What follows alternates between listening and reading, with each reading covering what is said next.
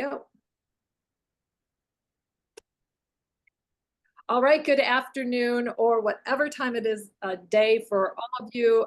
Kate Meredith here at Glass Education, host of the Sonification World Chat and the SonNet project.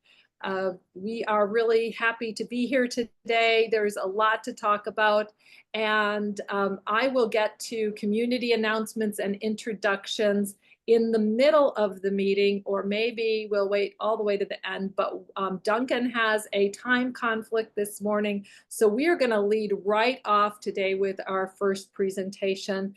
I can't even remember exactly how I connected with Duncan, because I have been connecting with a lot of people in sonification in the last few months, but I remember as soon as I had a talk with him about the Loud Numbers project and some technical difficulties getting into decibels and some other things that he's been doing, that he really has some experience that we could use to hear about in terms of sonification projects and this community as it grows in developing projects. And Duncan has some pearls of wisdom that he is going to share with us today. So write down your questions, and when we get to questions, we'll do sort of introductions as we go through that. So don't be shy.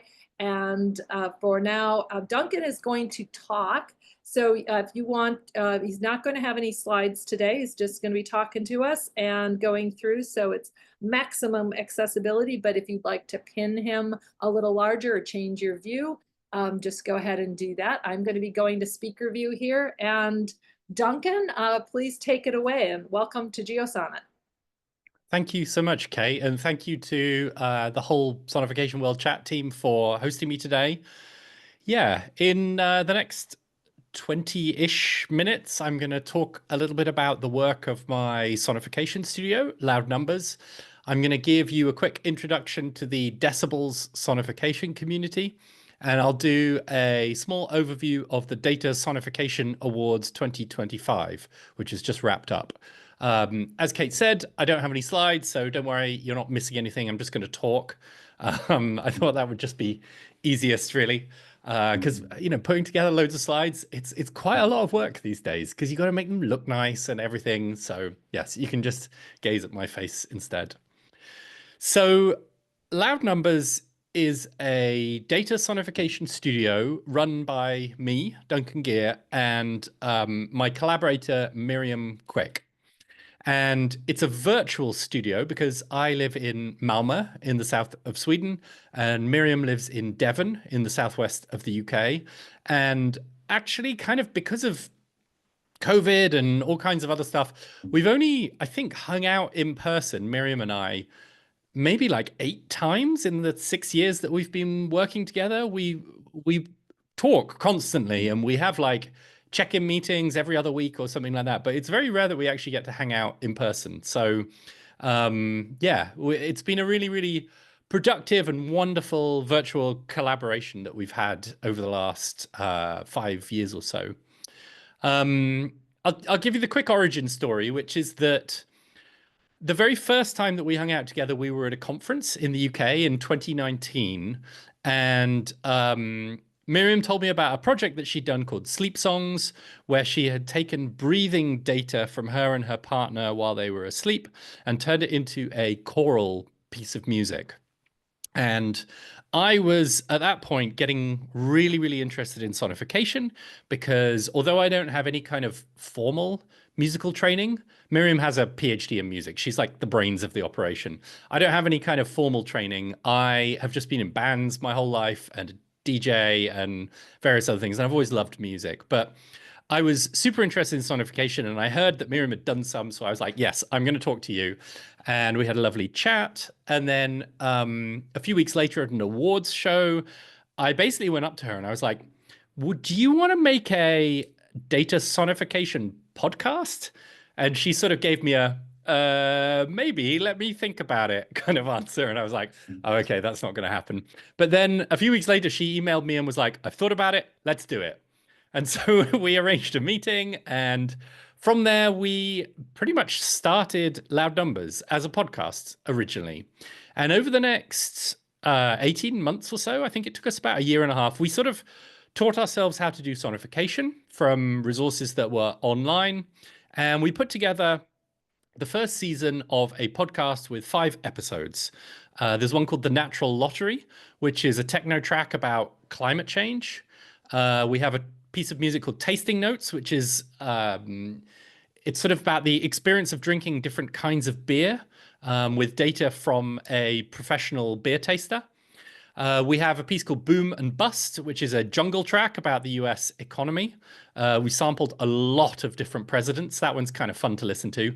There's lots of like air horns in it. It's good fun. We've got one called A Symphony of Bureaucracy, which is a classical fugue that tracks lawmaking activity in the European Union. And then finally, the last episode of season 1 is called The End of the Road. It's a kind of electronic requiem for the insect apocalypse, disappearing insects all over the world. And as I say, we made those tracks over the course of about 18 months. We released them in June and July 2021. And about the same time we released them, I got approached by an information designer that I knew called Valentina De Filippo. And she was putting together a piece called London Under the Microscope. It was an audio-visual piece. And she'd got this beautiful, beautiful representation of data from London during COVID. And she wanted it to have a soundtrack. And so she was like, can I pay you to make a soundtrack for me? She was like, I've hardly got any money, but can we do it? And I was like, yes, this sounds great. I would love to do this. So we put that together, and that was kind of the first paying sonification project I did. It's now in the permanent collection at the Museum of London. And then we started getting more emails. One of them was from an events company that was putting together a supplier event for Walmart. And it was their suppliers that did like sanitary products. And this was after about, a year and a half of COVID. And they had all of this amazing data about like toilet paper sales through different like sales channels over time during the pandemic. And you could really see like the kind of panic buying at the start, and then everybody ordering their toilet paper online. And then later on, it was like it shifted towards most people picking it up in the car park. And we sort of asked them, what do you want this piece of music to sound like? And they were like, they clearly hadn't thought about this at all. And they were like, maybe like American rock radio. And so we produced this like very, very strange American like radio rock kind of piece of music with like organs and guitars and things like that that was about Walmart's toilet paper sales. Very, very strange commission. Still to this day, one of the strangest commissions we've done. But yeah, now in 2025, we've done collaborations with jazz musicians, rappers, ambient composers, artists, academics, local governments, and lots more. We've also created lots of tools for sonification, bits of software that make the process easier. We have a sonification module for a piece of software called VCV Rack, which is a virtual modular synthesizer. We also have a script for the Norns music computer. Both of those things are free to use. But I'll quickly tell you about 3 of my favorite pieces that Loud Numbers has done over the past couple of years. The first one is called Hold the Line, and we made this in partnership with the Data is Plural podcast, and it sonifies Canada's wildfire season in 2023, which you may remember was a record-breaking year. Every single fire that was reported by the Canadian Forest Fire Centre between the 1st of April and the 30th of November is represented by a kind of click sound, and each real-world day plays out over about 2.5 seconds of sound. And every time there's a new day, there's this bass note that plays. And fires that are started by humans are represented by a kind of ting of a Zippo lighter. Fires that started naturally are represented by the sound of a kind of wood crackle. And then fires of unknown cause by a generic ignition sound. And during the worst of the season, you sometimes hear more than 220 fires in a single day. It's like kind of like really crazy, intense sounds. And then in the background, we have a sort of roar that represents the area of forest that burns each day. With the larger the area that burns, the louder and harsher and longer lasting the sound. And when you have lots of large fires that are burning for several days, it kind of like these rumbles turn into a big roar. And then finally, there's a stack of musical notes that represents the cumulative area that was burnt. But I think what I liked most about this project was not necessarily even the sonification parts of it, because over the top of it, you hear the voice of a person named Fern Yip. Fern runs the Earthkin Wilderness School in the forests of British Columbia, and she, during that year, experienced a fire passing through her property, and she was told to evacuate, but they decided they wanted to stay and fight that fire off. And she narrates her human experiences of fire during that season over the top of the data. And I think that's what's so powerful about it. It mixes these very, very human voices and experiences with the hard data underneath. And so you get the best of both worlds. The second piece I'll tell you about is called the Carrington event. And this came out of some experiments that I was doing to see how sonification might work in a sort of live performance-oriented context.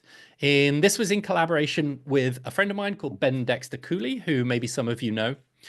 And we both took the same data set, and it was a data set from a solar storm from 1859. And we turned it into two different performances. His was quite ambient and calm and quite chill in tone, and mine was very like post-rock. I plugged my guitar into a modular synthesizer, and then I used data to change the sound, the effects on the guitar.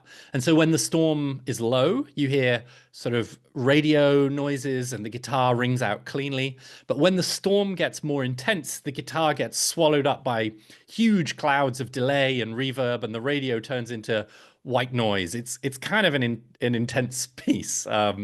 And I recommend giving it a listen. You'll find that on the Loud Numbers YouTube channel, as well as the Hold the Line thing as well. You can also find Hold the Line on the Loud Numbers podcast feed, but not the Carrington event. And then the third piece that I wanted to tell you about is called On Standby. And this was an arts commission for Region Skåne, which is the local, I guess it would be kind of the American equivalent would be like my state paid for me to do this. And what they're trying to do is explore how the creative industries can affect behavioral change when it comes to kind of climate related topics. And we wanted to look at the energy consumption of different household devices overnight while people are sleeping. We were trying to draw a parallel between the human need for rest and switching off, and then the fact that a lot of our devices are just on and consuming energy overnight. And so we asked 7 different volunteers in Malmö, in Sweden here, to use a smart plug to collect data on the energy consumption of a single device in their home over the course of one night, which was the 25th of August, 2024. And one person picked a fridge, one person picked their TV, one person picked their mobile phone charger, another one had their gaming PC. There was all kinds of different devices. And we then created a piece of music from that data. Each time a different device consumes half a watt hour of energy, which is about the same amount of energy it takes to bring a teaspoonful of water to boiling point, you hear a sound that is associated with that device. So there's a unique sound for the fridge, a different sound for the mobile phone charger, and so on. There's a water boiler and everything. And 1 minute of data from the night takes about 1 minute to play back. And so as a result, the whole data set takes 10 hours and 40 minutes to play through, which is the same amount of time as from when the first of our data collection volunteers went to sleep to the time the last one woke up. So it's like a real-time sonification. And we designed this in such a way that it's music to sleep to. The idea is that you play it out overnight and it's extremely chill and calm. You know, maybe you've heard the work of composers like Max Richter, who's also got an album called Sleep. We were inspired by that sort of thing. But instead, we put data on this. And many devices that are on standby don't actually consume that much energy, but they are always switched on. And so it does stack up over time. So basically, the way it works is if an appliance consumes more energy, you hear it more often. If it consumes less, you hear it less often. And some appliances consume more or less energy at different times of night. So the tempo that you hear that sound repeat changes as well. And then you also hear the voice, and this is sort of what I talked about before with the Wildfires Project. You hear the voices of our volunteers during the night as well. We interviewed them about their sleep habits and how they think about energy use in the home and how they deal with the long days and long nights at different times of the year in Sweden. We also have an interview with an energy saving expert, Nick Trapp from the Center for Sustainable Energy. And then right at the dead of night, around midnight, you hear an original poem, which was read by a poet named Anna Arvidsdotter, who also collected data from a project. She had a water boiler that she was collecting from. And yes, we played that back out on 2 local community radio stations. We did overnight broadcasts so people could tune in and listen, whether they were asleep or whether they were working throughout the night, if they were shift workers. And it's also available. We did a series of 3 different YouTube streams in different time zones as well. So I was getting up at all kinds of crazy hours of the night to start and finish broadcasts during that. I didn't sleep very well that week. But yes, you absolutely can listen to that. It's also on streaming services. I think all of the ones that I've just talked about are on streaming services. So you can go and look on Apple Music or YouTube Music or Spotify or wherever you get your streaming music. If you search for Loud Numbers, you'll probably find it.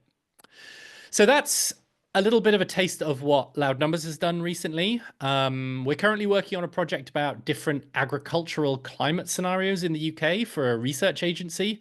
And we're doing another project about the TV show Seinfeld. We're making a unique piece of music for each one of its 180 odd episodes. I don't know if anyone has ever done a sonification that has slap bass in it before, but now it exists. And I'm really excited about getting that out into the world, hopefully in the next few months. But I also wanted to touch on a couple of other topics before I finished.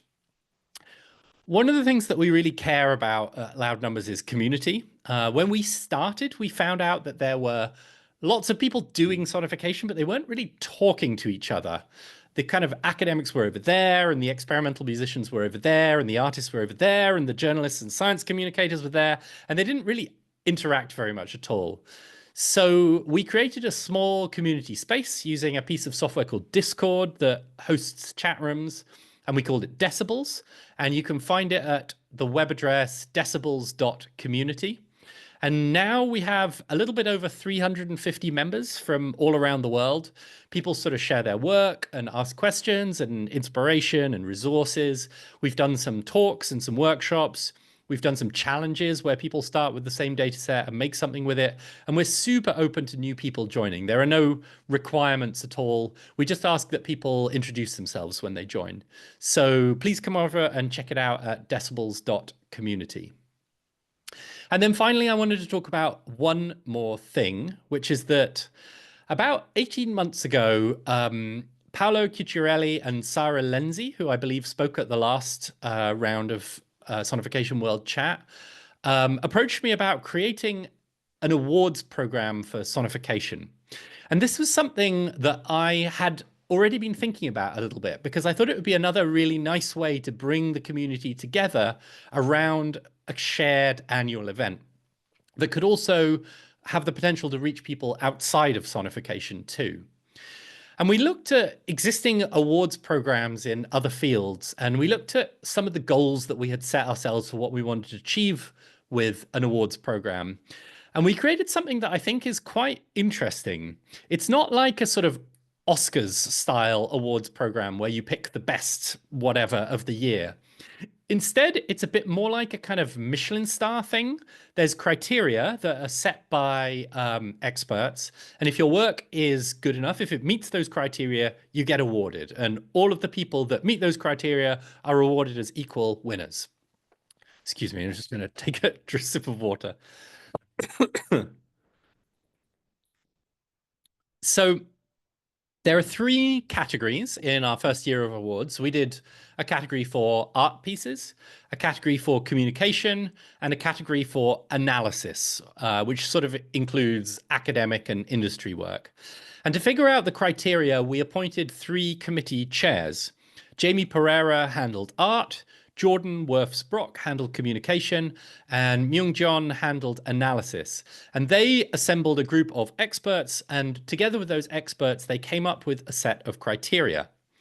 And we got 81 entries for the first year of the awards, and all of those were then compared against the criteria. We had a team of volunteer judges, and we got 3 judges to look at each entry. And the way it worked is basically if 2 of them said that it met the criteria successfully, we awarded it.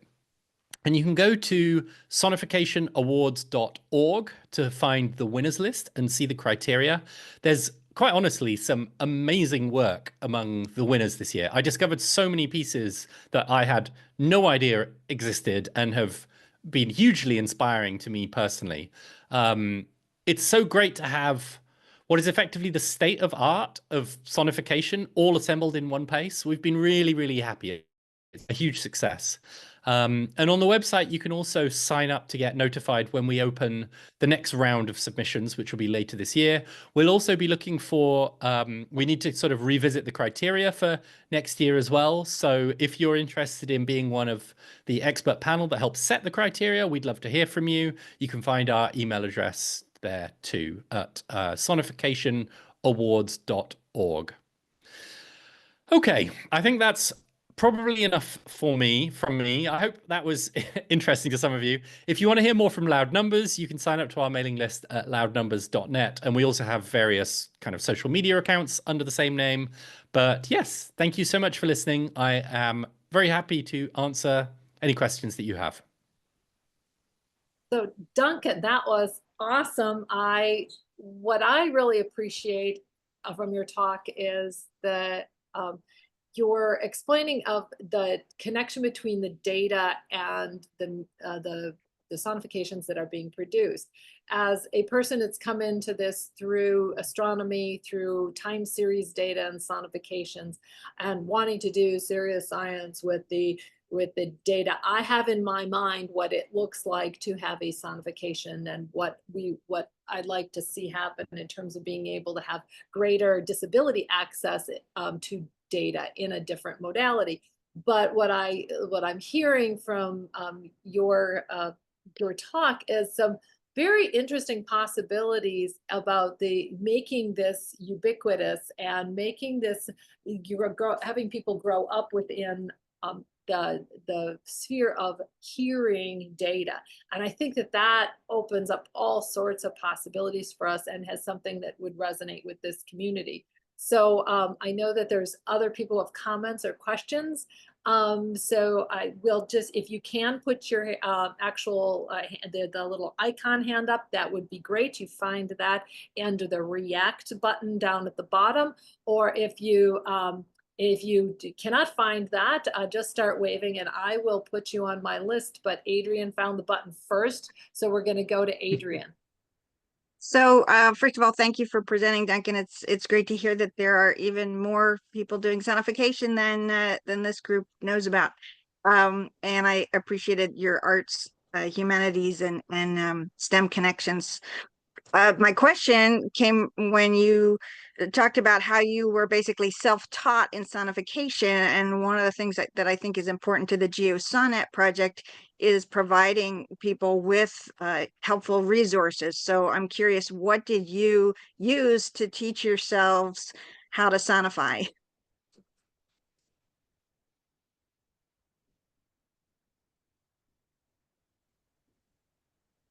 I see a fearful. Oh, sorry. My Zoom like dropped out the very moment you started speaking. I'm really, really sorry. Would you mind repeating your question? I'm so sorry. That's fine. That means I got a rehearsal. That's good. So first of all, I said thank you because I'm interested in also what I do is connect the arts and humanities with STEM. So I'm always very interested in the sort of arts, science, engineering connections. So it was great to hear that, and that there are more sonifiers that this group may well not be aware of, but hopefully will learn of through your project. So that's a great connection as well. But my specific question, those were more comments. The specific question was when you talked about how you and your colleague basically self-taught yourselves to sonify. I'm curious what resources you used, because one of the challenges I think for GeoSonNet is we want to be able to share out with researchers and others what good resources are and how you can do that, how you can learn to sonify. Yeah, it's hard, or at least it was definitely really hard when we got started. We did look at some resources. We looked at some resources like there was a guy that does like history sonification. Was it like the Sonification Handbook or something like that? Is that a thing that exists? That is a big resource. Yeah, very Thomas fast. Hemann's thing. Yes, that's right. That was a big influence on us. But quite honestly, we sort of felt our own way through it from because we both have backgrounds, Miriam and I, as journalists. And so we sort of had the sort of storytelling side down. And specifically, we've both worked as data journalists. So we sort of had the data handling thing as well. And really, the bit that was missing was the how do we do this? How do we do this data storytelling in sound? And we had some ideas, absolutely, and some of them didn't really survive contact with reality. Like when we did the first draft of our climate change piece, for example, we had like 20 layers of data all controlling different parameters of the sound. And it was just a mess. It was like, no, you couldn't get anything out of that at all. And we listened to it and we're like, this is not working. And so that was the point at which we like stripped it way, way back. And we were like, what is the absolute minimum that we need to do here to tell this story and not go any further than that? And instead fill in the rest of the sound with things that make it resemble music. Like one of our goals from the start is we wanted to create pieces of music that people would press play on more than once. That was like a guiding principle for us. And so we wanted it to sound good. We wanted it to sound like music. And for data to be a part of that, but and you know, probably the foremost part of it, but also for it to be listenable and pleasant and everything like that. So there was a lot of trial and error. I had some coding background at that point. So, you know, we did most of it in a piece of software called Sonic Pi, which is a sort of Ruby-based sound coding, live coding environment. People who do like live coding at concerts, live music coding at concerts use it quite a lot. But we found it quite useful as a starting place to do sonification work. Since then, we've moved on to using like Ableton and, you know, some of our own tools that we've built and things like that. Does that answer your question? I think it sort of rambled in the direction of it, I think. Yes, it answered it. Because I think one of the things we're trying to figure out is what would be a good toolkit or toolbox in terms of sharing with researchers that are potentially interested in getting involved in sonification. So it helps to point them to some things, and it also helps to point them to what you're saying is you just have to get in there and do it and learn as you're doing it and be open You to absolutely possibilities. do. But I would also say stay tuned, because I think Aura is going to talk about something very exciting when it comes to resources very shortly. Right, great, thank you. Thanks. Let's let Leaf have a chance here. Thanks, Leaf. Sure. That was great, Duncan. Nice to hear you talk. I just want to first of all say that the decibels thing is great. It's a really, really nice resource. I feel like I've discovered stuff there, and yeah, thank you for putting energy into that.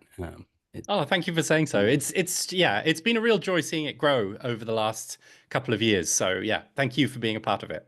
Yeah, no, it's really cool. I mean, I've found resources there. I mean, I think the answer to the previous question in some sense is go check out, you know, all the resources that people point to there, because you will find something. It's great for all levels, really.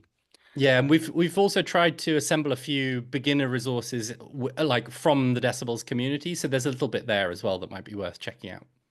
Yeah. Anyway, sorry, I keep jumping in before you get to ask your question. So go for it. Oh, no worries. Yeah, of course. I mean, it's sort of a bit of a fuzzy question, right? But I'm coming to sonification both from the sort of art side, so I appreciate what you're doing, but also kind of from the research side. And one of the persistent questions that I get when I present sonifications to academics is, well, did you actually learn anything? And so I guess maybe I would ask that question to you, right? It's pretty clear. I mean, I definitely appreciate the desire to have it be listenable, right? Because many of them are not.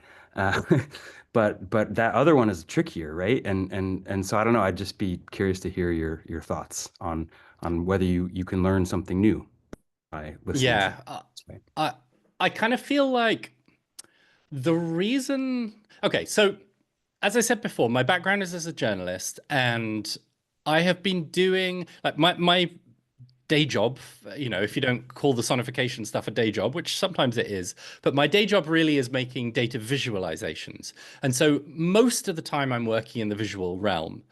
And the thing that got me super excited about sonification was what it adds that visuals do not. And what I think that is emotion. Like, sound has an amazing ability to reach people and get them to feel things in a way that looking at a graph doesn't. Like, you can look at all kinds of graphs and you won't feel anything. Whereas if you hear a well-crafted sonification, you really feel what it's talking about. And that has very much been our guiding principle since from the start in loud numbers. You know, our data is, our sonifications are always, you know, accurate to the data. Like, that's not something that we compromise on.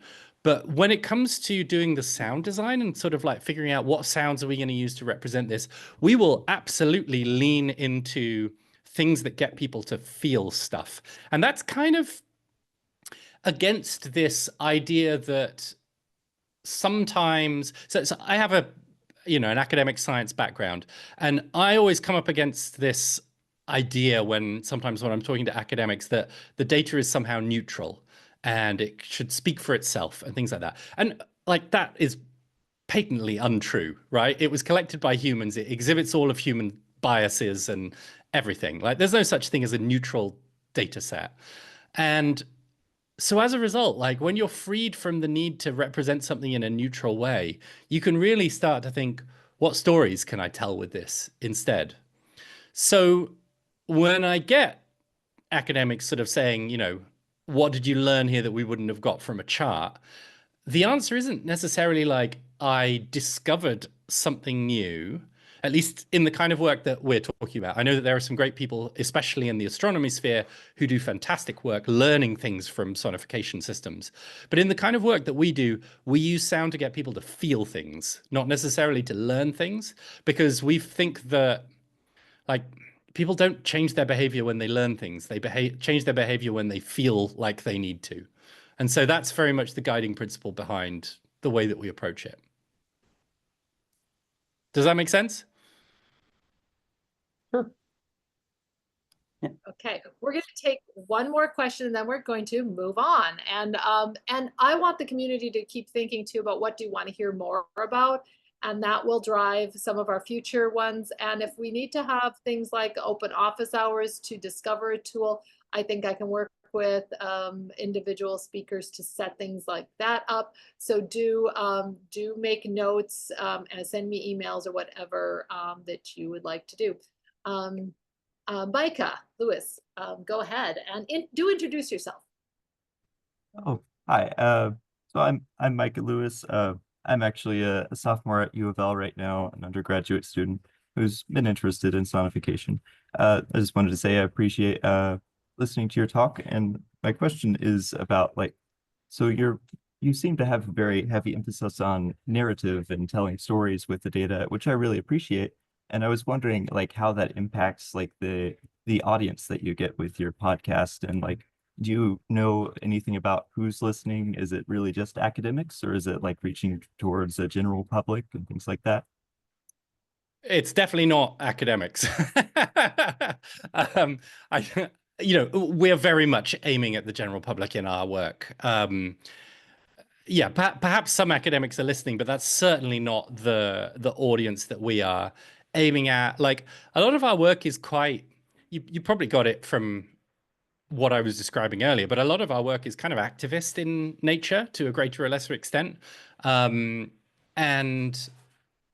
as a result, the kinds of people that we're trying to reach are really the people that have power to change things, and that can be the general public.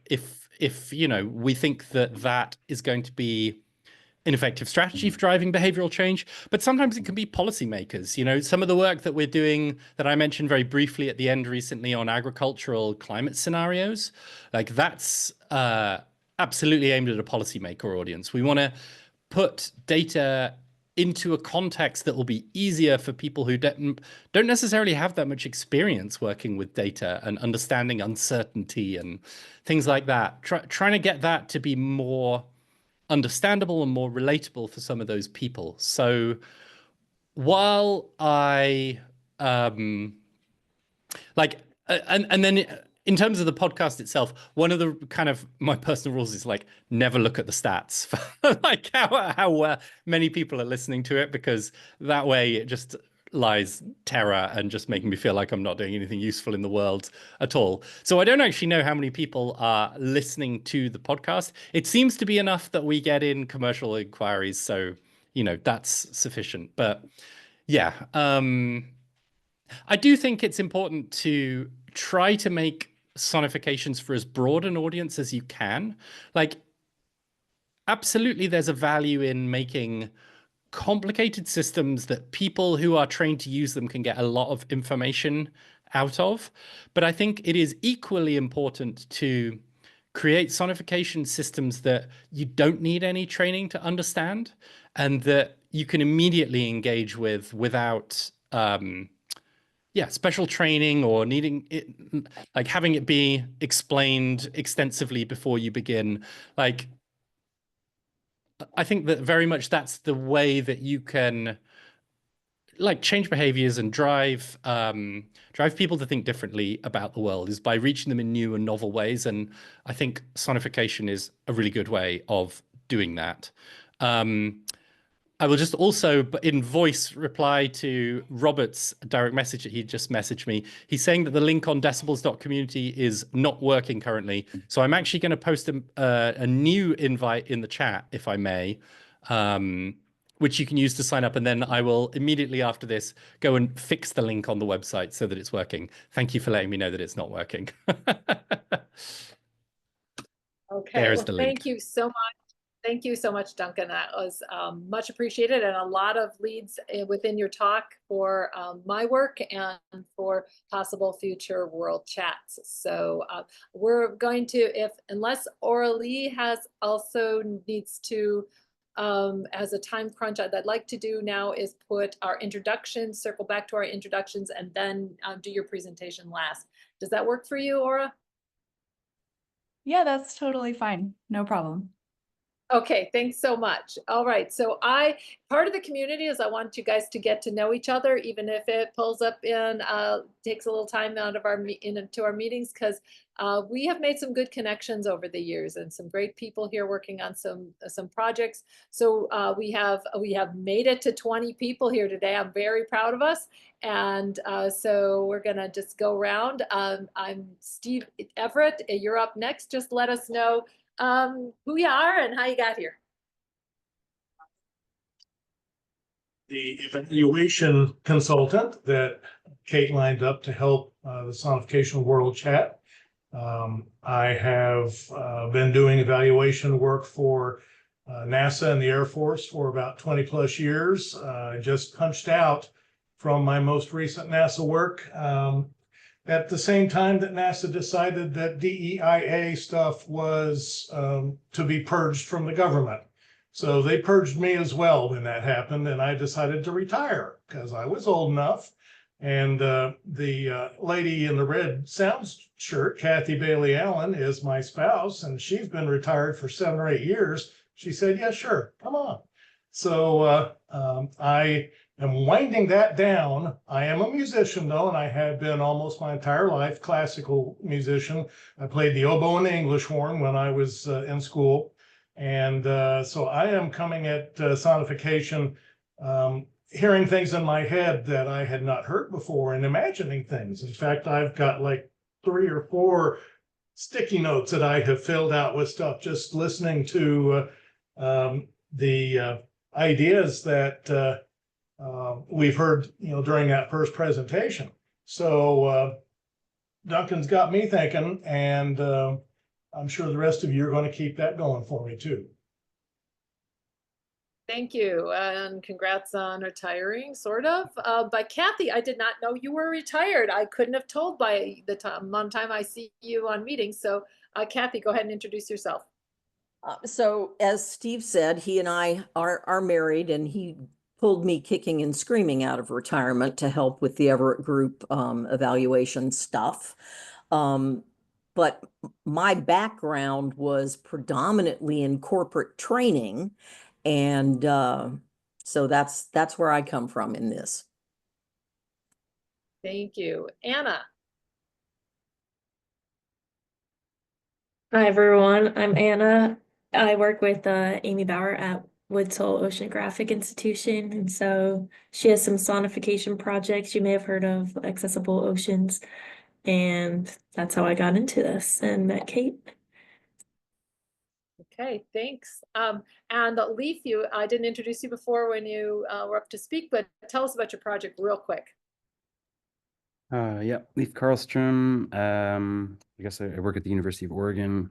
I'm a professor there. I study volcanoes, and I have a sonification project called the Volcano Listening Project. And if you missed the last Sonification World Chat GeoSonnet, then go back. It's you can access that through our website. There's a recording of that meeting and Leaf's presentation about that. Sarah. Hi, my name is Sarah Kane. I'm a PhD student at the University of Cambridge in England, where I study astronomy. I have a broad interest in sonification, mostly for educational purposes, though, and outreach, but broadly interested in anything. Yeah. Thanks, Sarah. Richard Gibson, introduce yourself, please. Sure. Hi, first off, I saw the email announcement, I think on one of the AGU listings last week or something like that. Said, hey, this looks fun. And for background, for something over 20 years, I was on the faculty in geology and geophysics at Texas A&M. I was a seismologist. And so one of the things I like to do there for the students was to play modified recordings of large amplitude earthquakes, where you basically hear the earth ringing like a bell. And I thought that was a good way to communicate that. So that's one aspect of, I guess, of sonification that I've been interested in. But then going back to one of the questions a little bit ago, a couple of years ago, there was a publication where it was online and it included a recording of the sonification.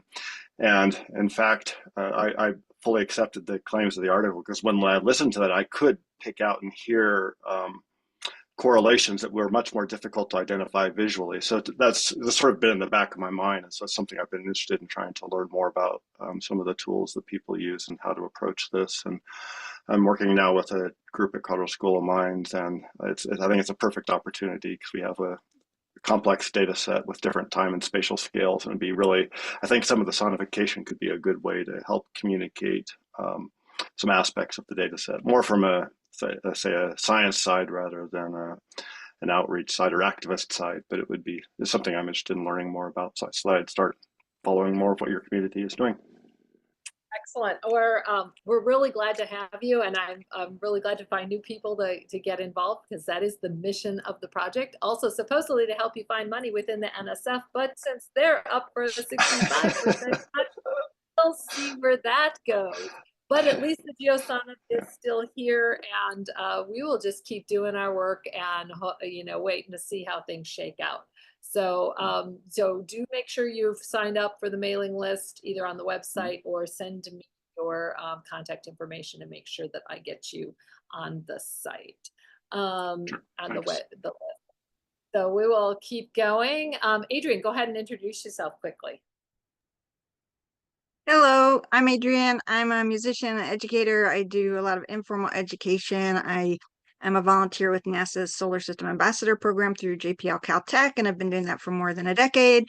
And I'm very interested in connecting the arts, humanities, and STEM in lots of different ways. So when I first started learning about sonification, maybe 5-6 years ago, I've just been getting more and more involved in that. I'm part of the Sonification World Chat's Learn group, and we've worked together on multidisciplinary, multimodal education, learning about how tactile graphics are so important for connecting with the visuals as well as auditory. So it's great to learn new ways to learn and to teach, and that's why I'm part of the project. Wow, you're getting good at that. Adrienne is a regular here and she's getting her stick down. So thanks, Adrienne. She's contributed a lot to this project. I'm going to go down and welcome Liam to the GeoSonNet. Hi, everyone. I'm Liam. I'm a research geologist at the United States Geological Survey in Golden, Colorado. And I study seismology and infrasound, so low frequency sounds in the atmosphere. And in graduate school, I got into sonification because I was working with a volcano observatory, and we had a lot of opportunities to do outreach where the data that we were recording we could post onto Instagram and Facebook, and folks really enjoyed the sonifications, which were typically pretty simple, just taking the waveform and compressing it into the audible range.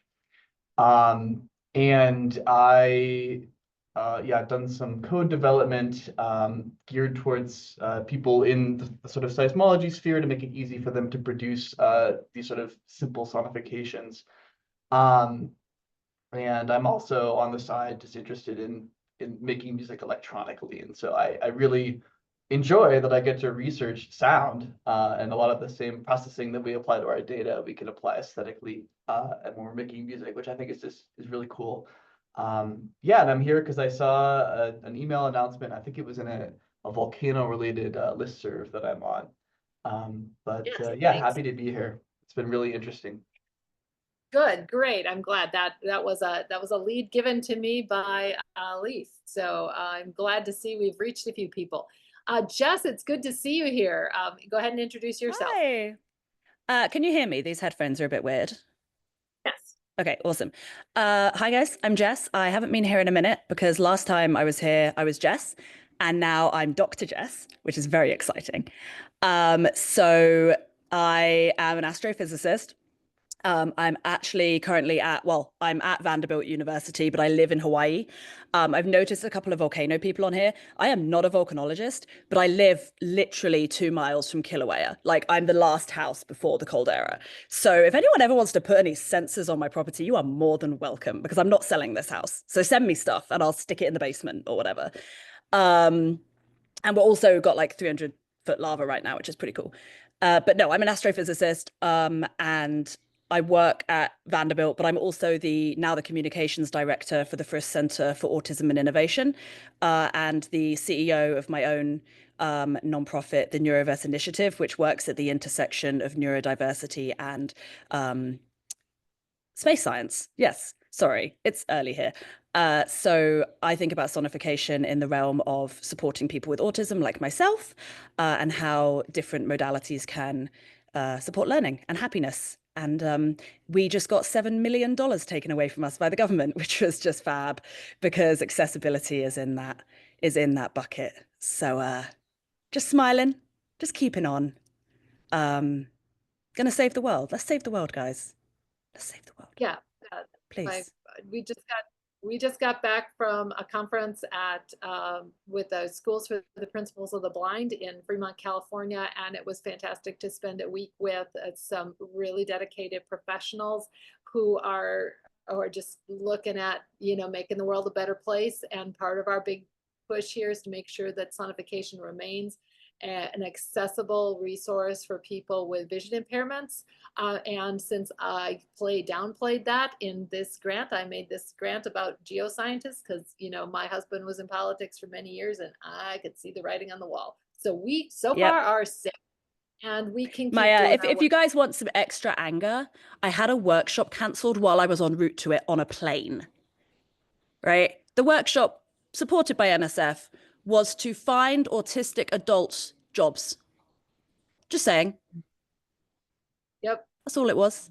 and then another 7 million taken away. And that was fun because that involved calling autistic undergraduates' parents and telling them we couldn't actually give them summer internships. So I'm fuming right now. Yes. If anyone wants I'm to be gonna- angry with me. Yeah, I'll be following up with you because Yeah, please do, Kay. I have a lot of thoughts. At that conference that I just got back from, which was a break from the news and a feel good, was Kerry Sapalo, and we'll be talking to him about the Island Conference coming up. Kerry, would you introduce yourself? Sure. Good morning, good afternoon, good evening. It's a pleasure to be here. I haven't been on one of these in a number of months, so I'm really happy that it worked out schedule-wise today. And Kate, you're reminding me the other day, certainly didn't hurt the chances of me joining. Let's see. I have an interest in science accessibility as it relates to blind and vision impaired students. In particular, one area of interest, I use audio sonification to do data visualization and even data collection, while blind students are doing lab work in a hands-on way. You use the audible tone to tell the student in real time what to do next. As far as, so if you imagine you have a motion sensor and you're walking towards the motion sensor, that this is a common activity to do in physics, first semester physics mechanics courses. And you measure your position and your velocity and your acceleration. The computer can sonify the data value, say to the velocity that you're walking. And if you speed up, it'll go up, or if you slow down, it'll drop in value, sort of thing. So, so just things like that. I could talk about many other things, but I don't want to take up any more time. But it's a pleasure to be here.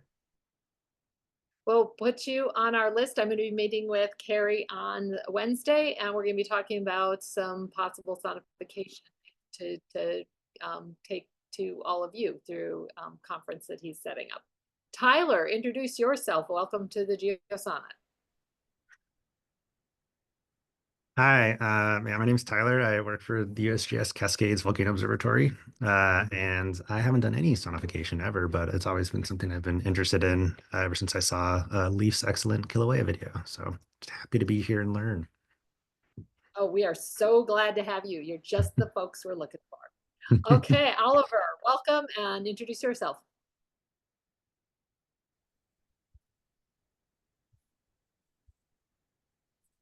Everyone, hope you can hear me.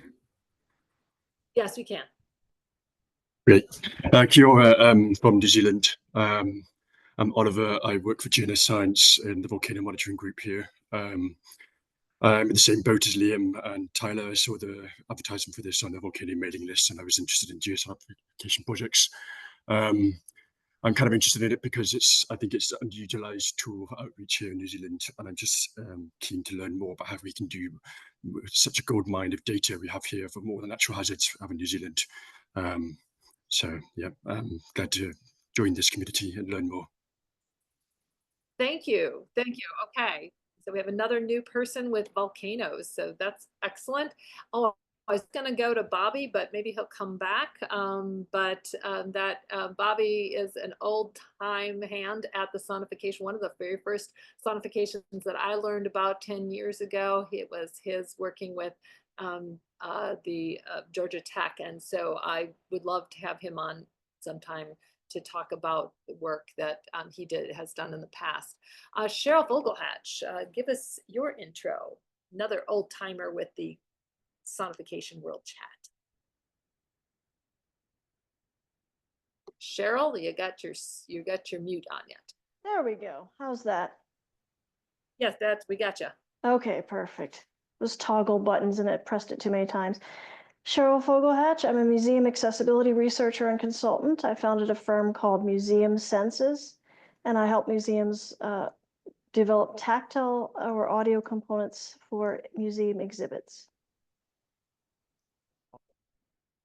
Thank you. And another person who's on the adventure of the rapidly shrinking federal government. So it will get you and Jess together. You'll be a great team. So looking at, I believe I have had everyone. Oh, Robert, I didn't have you introduce yourself. I missed you. Sorry. Hello, everyone. My name is Robert Alexander. My PhD is in design science, and I originally started out with parameter mapping sonification, and this was around 2011, and the government slashed the EPO budget then, and I switched over to audification, and then my career has been focused on listening to data from the sun, learning new things about coronal mass ejections, heliospheric current sheets, currently funded through PHASER with NASA Goddard Space Flight Center. Also just got a Family Foundation grant for the HEARTS project, Human Environmental Attunement Through Real-Time Sensing. So I'll be meeting Leaf a little bit later today to talk about some audification of the Spur volcano. I'm currently in Alaska, and it's going to go anytime in the next couple of months, so I've been listening to it every day. So we'll be helping humans attune with their environments through listening to real-time data from the Spur volcano. Yeah, excited to be here. Wow, wow. Oh, and I have an app that turns the breath into music. Breathscape. Sorry. Yes, and I have tried that, and it's very cool. So Breathscape, definitely download it and give it a whirl. A very interesting use of sonification. So, and given that I want to get started with Aura's presentation in just a couple of minutes, I'm going to go very quickly on a couple of announcements here for us. The AGU meeting, which GeoSonNet has funding to do something at, the proposal for that is not due in June, it's due next week. So I like it maybe at the end of this, right after Easter. So I'm going to get that in this week. I've had a couple meetings with Amy and a couple of other people. We are going to pivot from doing any of the wonderful stuff we've been talking about in terms of maybe a hack day or something, you know, actually hands-on workshop-y, because I want it to come from the community. And I don't think I'm in a position yet to guess at what that's going to be. So we're going to pivot to a town hall, which will be a kind of a follow-up to the 2022 town hall that was done by the bacterial chemotaxis group, and Roseanne and Rhea Braun that have presented at World Chat before. And I'm going to be talking to a few people about being on that panel, but I don't have to define the panel for the application. So I'm going to get the application in, and then we're going to have some meetings about making sure that that panel or town hall talk is representative of the things we want to do. One of the things I definitely want to do is highlight how do you hire a blind professional? Where can you find them? Because my experience is it is essential to have those people on your team, and with those lived experiences, no matter what, whether it's music or programming or data science, but the lived experience needs to be there in order for sonifications to be truly accessible. So I'm thinking that will be my portion of the presentation, but we will have some sonifications highlighted, some possible starting tools, toolkits. So we'll do a little bit of everything, and we should have about an hour to work with. But defining what that will be something that'll be done in the next few months. But I will have that application in at the end of the week. And then I will be meeting with Carrie Sapalo on Wednesday. I think some of the emphasis at the Island Conference in terms of sonification is also something we'll be interested in. Please, if you haven't signed up for the Slack community, I know Decibels is also going. You might be interested in that, but Slack's pretty accessible. So I'm going to keep the Slack going, and we'll keep having talks about that. The May GeoSonNet, we will hold only one. This was a lot less stressful to set up a single one, and I think we have a better chance of getting speakers to do just one at a crack. So I will be picking a time for that.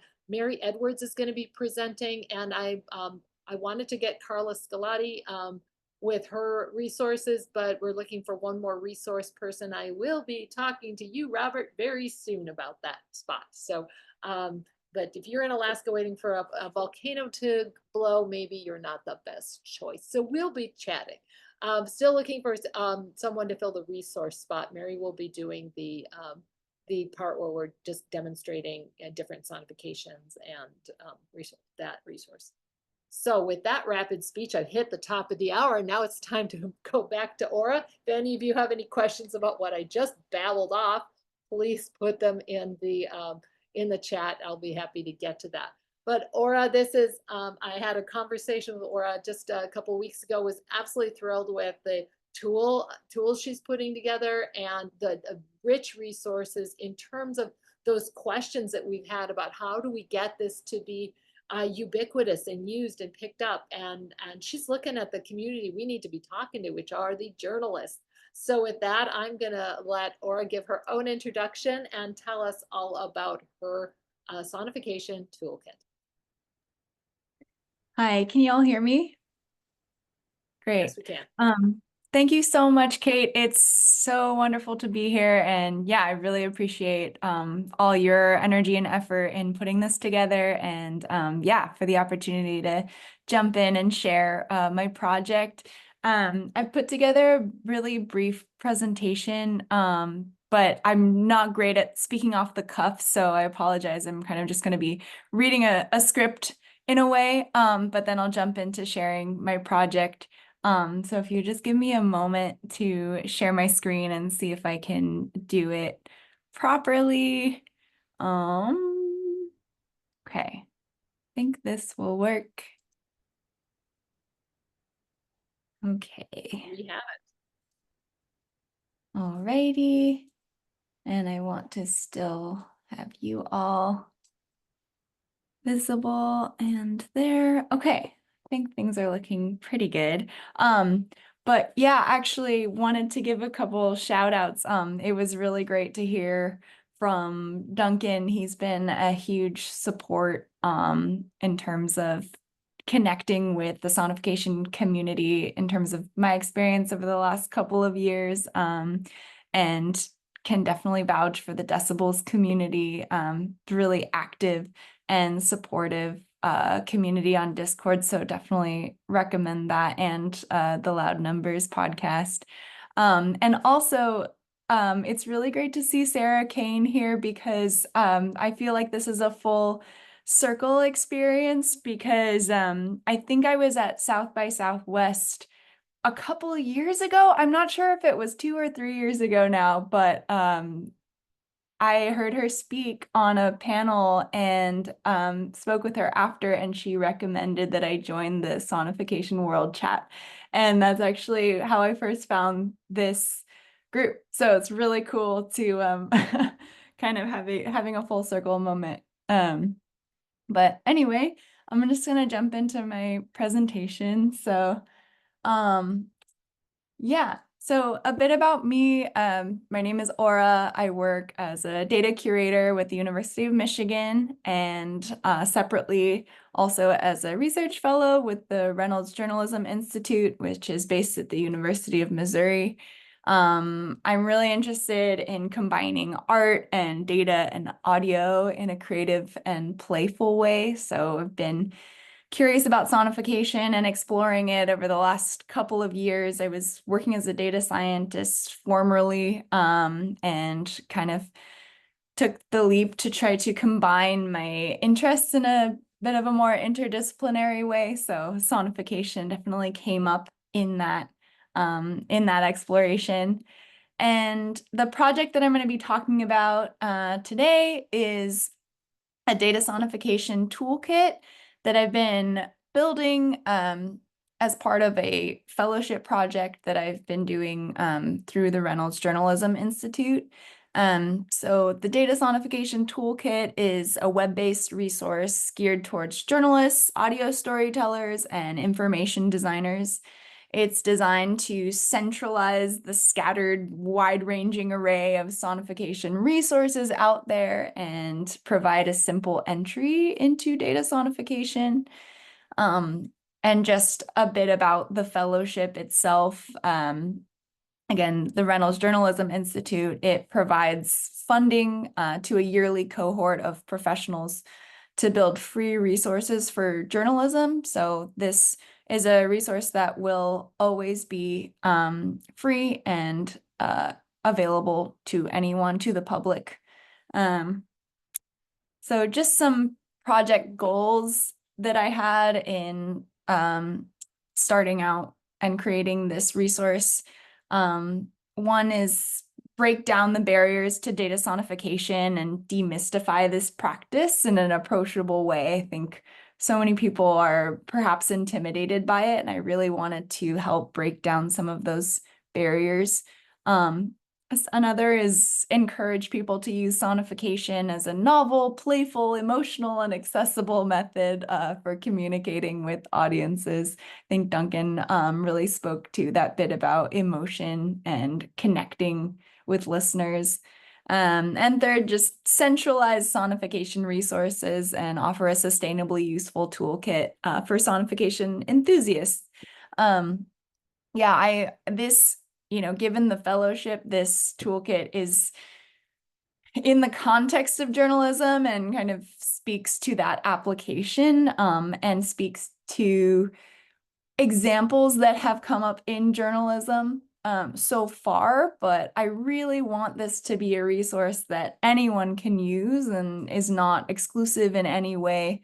So really trying to open up, its usage and the targeted user kind of thing. I don't want it to necessarily just be for journalists. So really trying to open that up as much as possible. Just a couple disclaimers about the toolkit.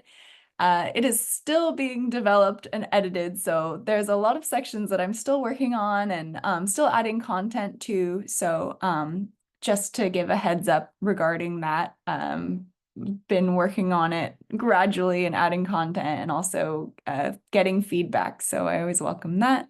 I've been running some accessibility checks, and that's something that I don't have a ton of experience with, and also welcome advice about that. But I'm using so far the Axe DevTools plugin to run some accessibility checks.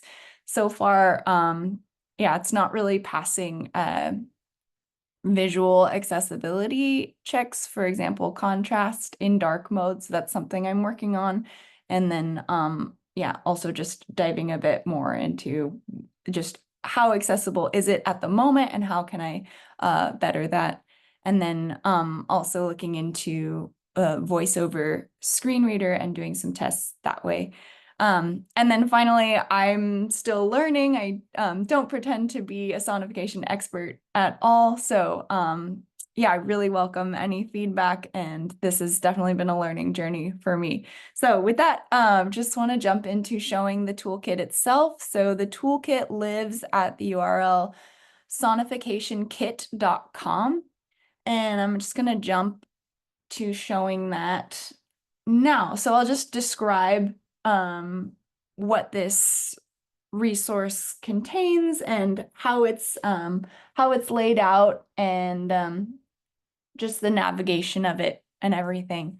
So right now I'm showing the landing page, which is a welcome page. So in terms of the overall layout of this toolkit, it's organized by a main panel that takes up most of the screen, that shows the content and contains a ton of links within each page.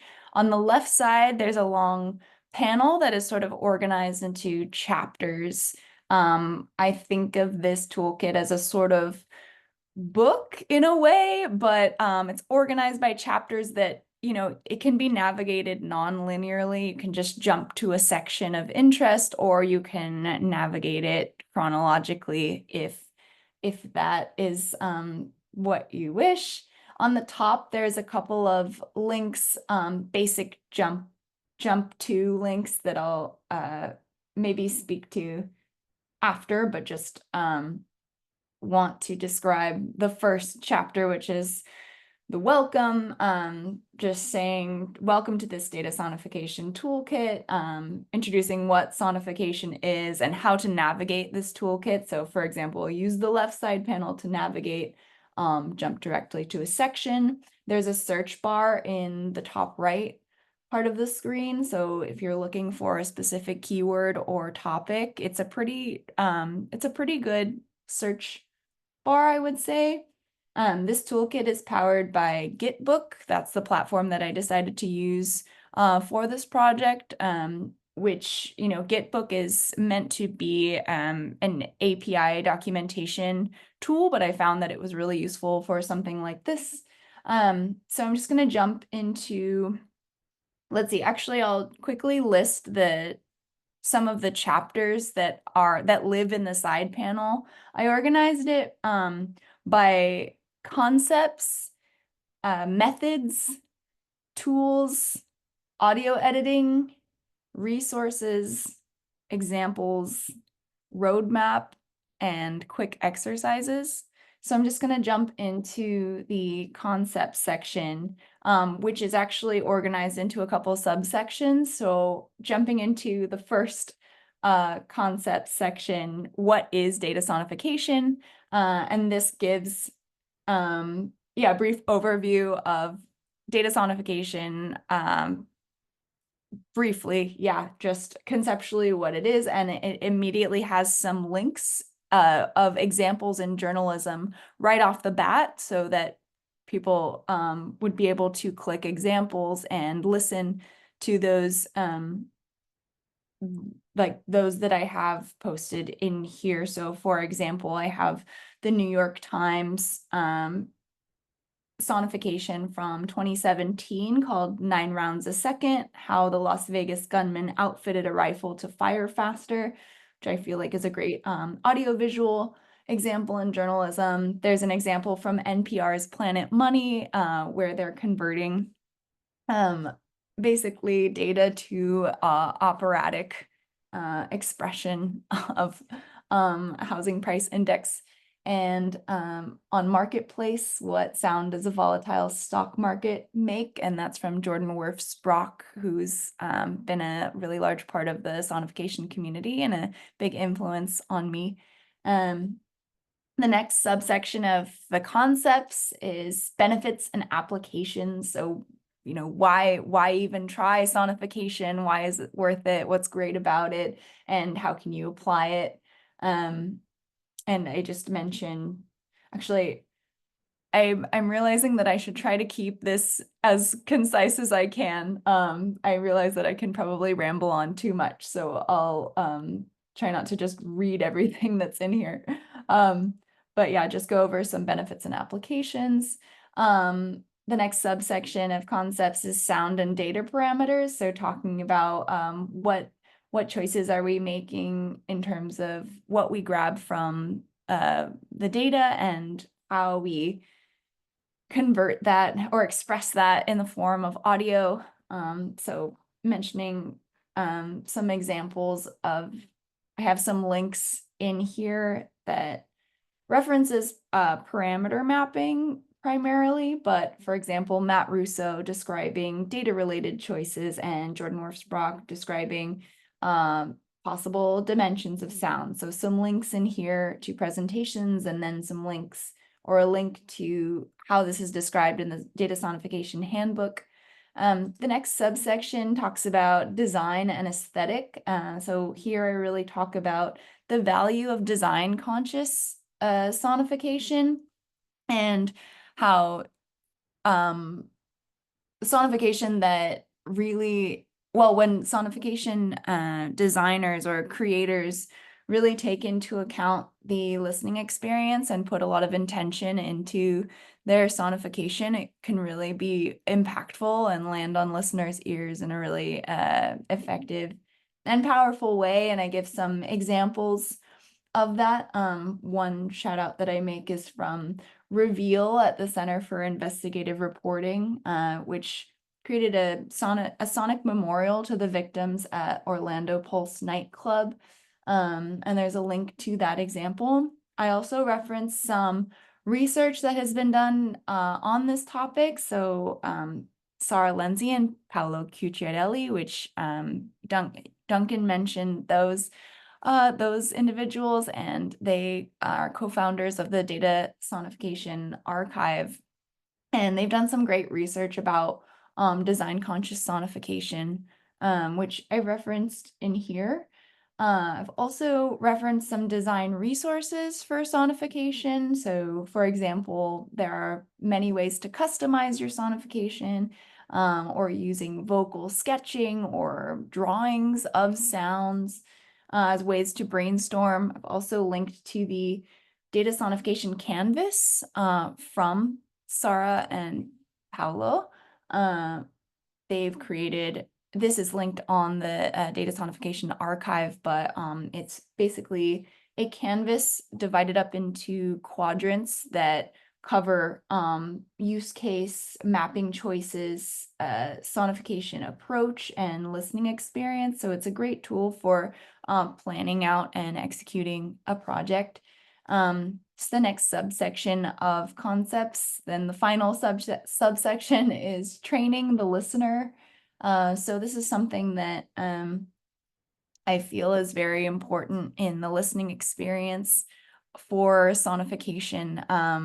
I think there's so much value in giving a bit of a sonic lexicon at the start of a listening experience. I think it can really be helpful in terms of training the listener. What am I listening for? What layers are involved in this sonification piece, so that I can walk away with a message or having learned something and also having enjoyed the experience of listening. But that's also not to take away from the validity of data-driven art, and it doesn't necessarily have to be an educational format, but I do find that that is really impactful, especially in the context of audio storytelling and journalism and information design. So that's something I wanted to cover, and I link to a couple examples in here. This is very text heavy, this page, but one reference I make is to the Song Exploder podcast, which has sort of a format in that way of dissecting the layers of a song and then hearing the macro at the very end. So that's sort of a reference I make with sonification. And one example I link in here as well is from the KQED Science podcast, which sonifies 1,200 years of Earth's climate. And that's from Chris Chafe. And okay, before I just talk forever, the next main section of the toolkit on the left-hand side panel is methods. So this I'm still working on. Robert's been a great help in making me more aware of audification, which is the method that I am not as familiar with and haven't done myself. I've primarily just focused on parameter mapping. So he's been helping me to be aware that this toolkit, as of now, is quite focused on parameter mapping. So I'm trying to break that down and see how I can differentiate and bring awareness to parameter mapping and audification. But this section breaks down the sections, and a shout out to Robert. A big thank you for your help and the resources that you've sent me. I'm still working on adding those to this toolkit, so I really appreciate that. The first section of this is parameter mapping, breaking that down and including links of parameter mapping examples, going over auditory icons, ear cons, audification, and model-based sonification. So these are the categories listed in the Data Sonification Handbook.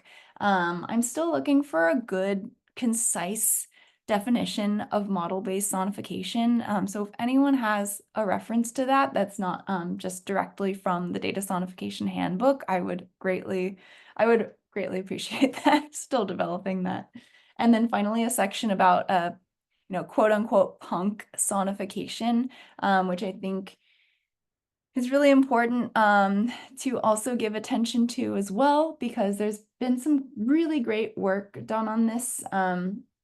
Sonification does not necessarily have to involve a computer-based method or an algorithmic tool that just generates a sonification and you're done. A sonification piece can be performed live. It can use the voice, instruments, recorded acoustically in a real space. Or I say a real space, but basically manually. And I reference the Open Sonifications Manifesto here, which actually Duncan is a co-author of this pictorial, but really recommend checking out this work. It's actually from Duncan Gear, Jordan Wirfs-Brock, and Jamie Pereira, who are all wonderful sonification practitioners. So just jumping into the next section, which is the tools section. This section is my attempt to break down or organize sonification tools that are out there at the moment. Still adding tools that I'm becoming aware of, but these are categorized by ease of use, essentially, and also the platform on which you would be using them. So whether it's within a development environment or a software that you would download, for example, or if it's a web-based application. Each tool that I referenced is a clickable, expandable item. So with clicking each tool, it gives a categorization of the difficulty level, a description of what the tool is, a link to the tool, whether the platform that you'd be using it on, for example, a web browser, and what kind of output formats, audio output you would get from it, for example, a WAV file or MP3, etc. And then links to documentation that's specific to that tool. So I'm still adding descriptions for a lot of these. The intermediate section includes some, for example, SonicPy, a few different Python libraries such as MIDI-Time, AudioLazy, and MIDI-Util, Astronify, Strauss. I also mention some JavaScript libraries such as P5.js and Tone.js, and a few more that I've listed here, and that I'm still adding descriptions.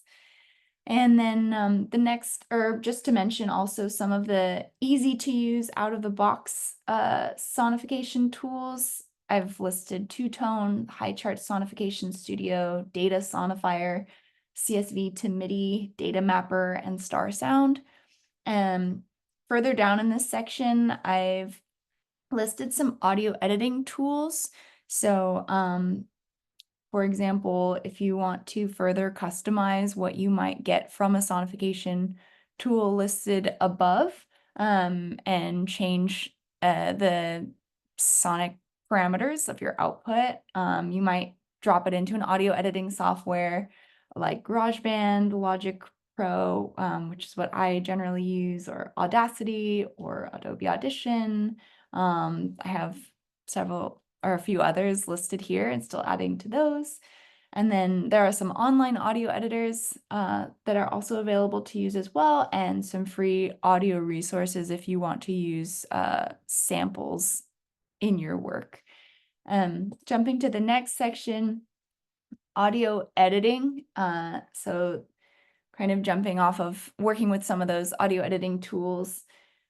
In this section, I tried to address the process of customizing a sonification. So really thinking about, okay, maybe you've created a basic sonification, but maybe there are more layers that you want to add to really customize this and make it your own, and really think about the design of a sonification piece. So I offer up just a couple of ways you could do that, and it's not limited to this at all, but adjusting what instrumentation you're using, or recording your voice and weaving that into the sonification piece, bringing in external audio like sound samples, using sonic metaphors, for example, using auditory icons to indicate events within the data, considering if you are doing time-based, if you are working with time series data, thinking about, contextual cues, bringing in time markers, for example, or adding a text description or descriptions for context and training the listener or guiding the listening experience. Yeah,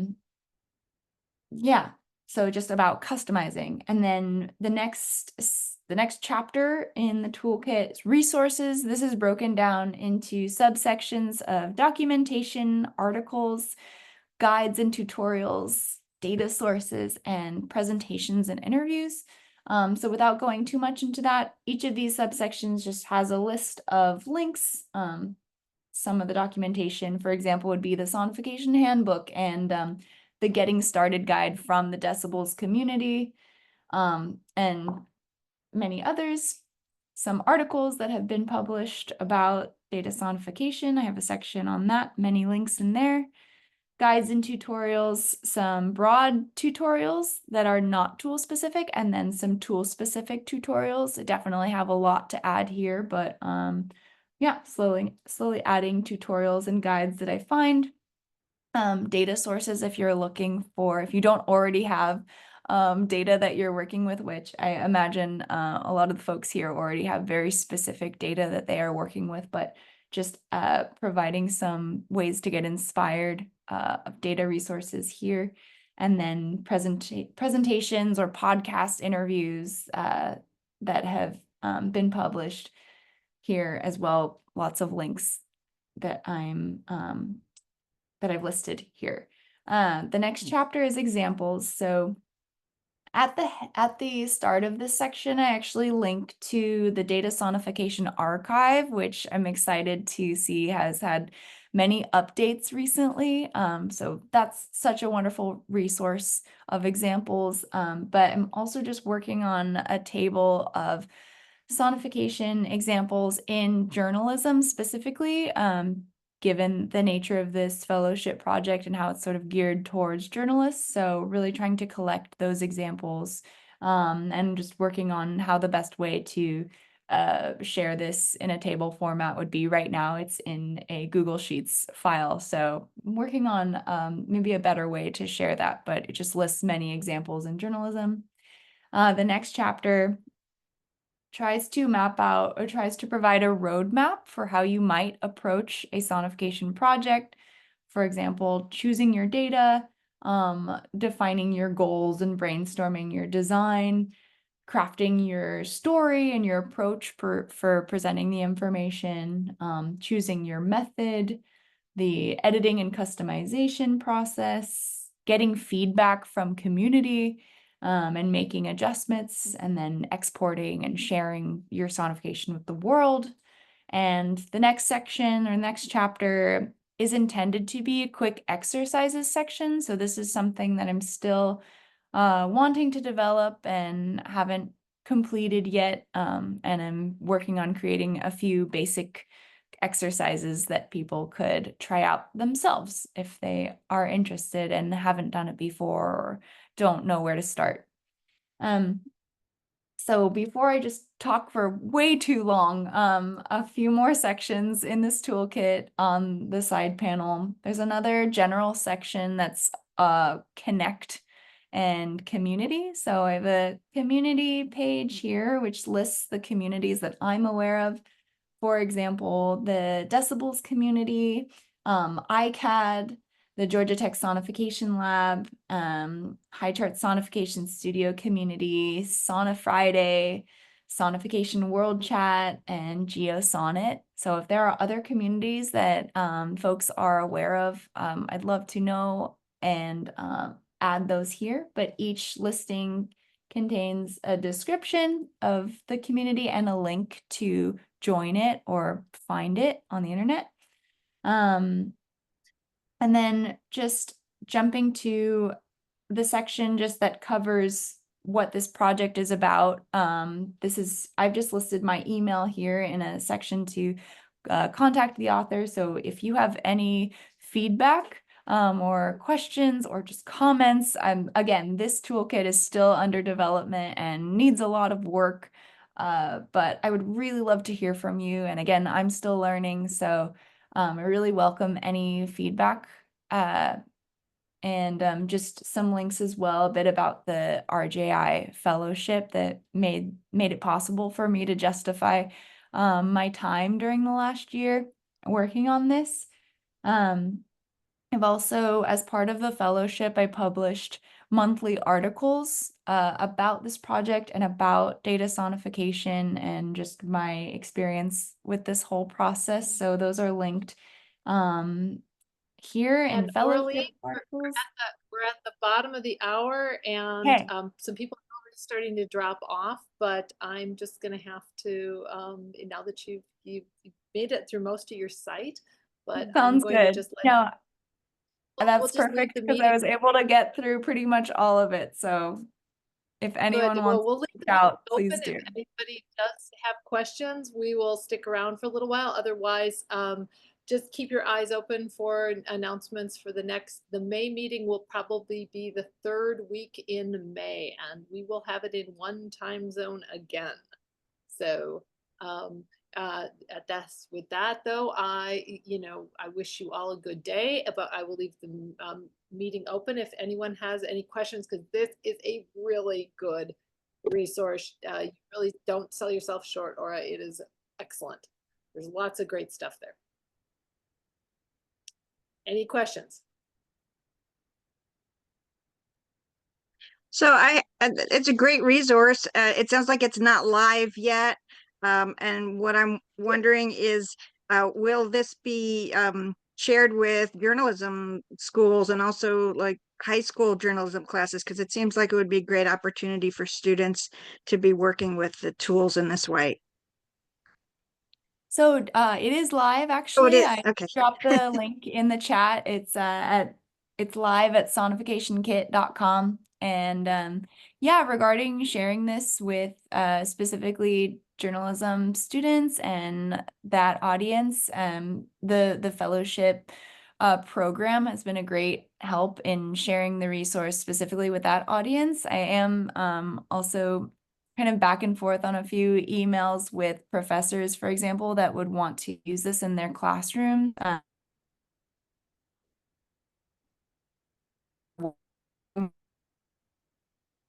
Very good. And do you think this is something that you might be able to share through like Google, for example, because they do a lot with communications as well? Google, that would be fantastic. If you have ideas or recommendations. Okay.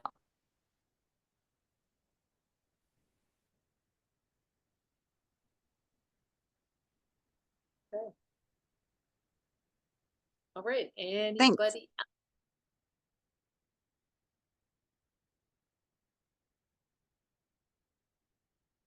Oh, yes, Sarah, go ahead. I thought maybe you were hunting for your hand.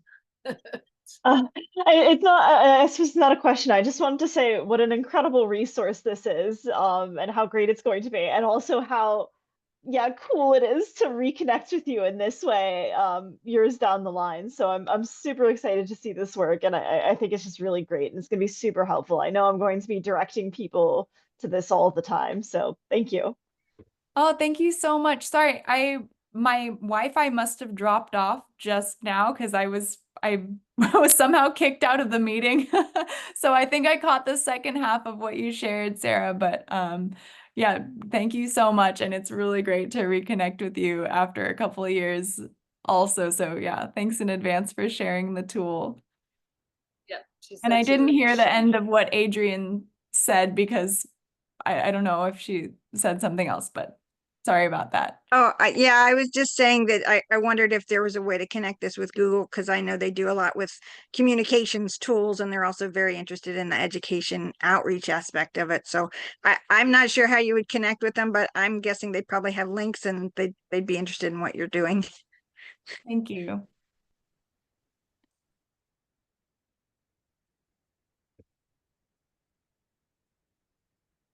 Okay.